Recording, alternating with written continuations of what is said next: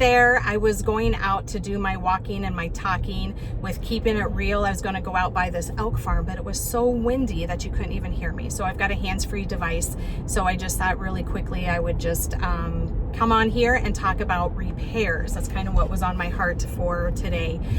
Repairs with real estate, most of the time when I have a client, we'll just say for the buyer, and something needs to be fixed prior to closing, I allow the control to stay on our side, because if we're not specific enough and not detailed enough, we can go to the final walkthrough only to find out that the seller put a huge hole in the front of the house next to the front door for radon mitigation. That did not happen to me, but I heard that in a podcast once, and let's just face it, we shouldn't put anything past people.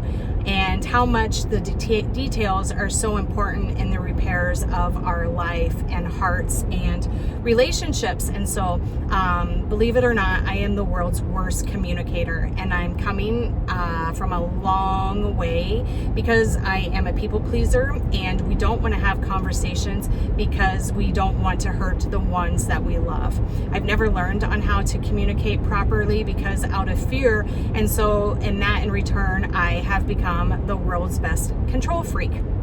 Because why do you need to communicate when you can control everything? Control my relationships, control my business, and in the meantime, not learning on how to communicate to the people that I love on my needs. And one thing I am learning, that men cannot read minds. That old saying is so true.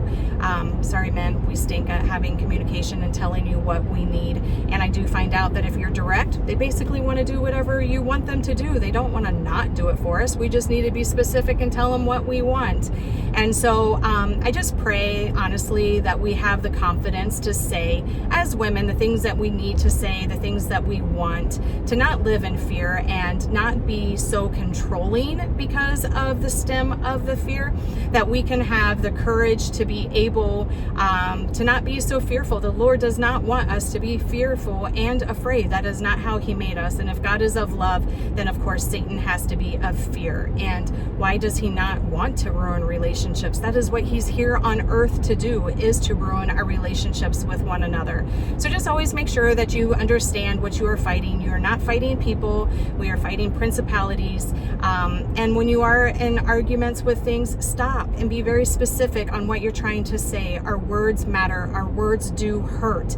And you can't take that back no matter how often you say that you're sorry. It takes a long time for those repairs to happen. So I encourage you to practice saying the things that you don't want to say. And you know what? Even if they aren't right, we have to have grace with ourselves. We have to have grace with others, and we have to extend grace to the people as well. So let this be a good week for practicing.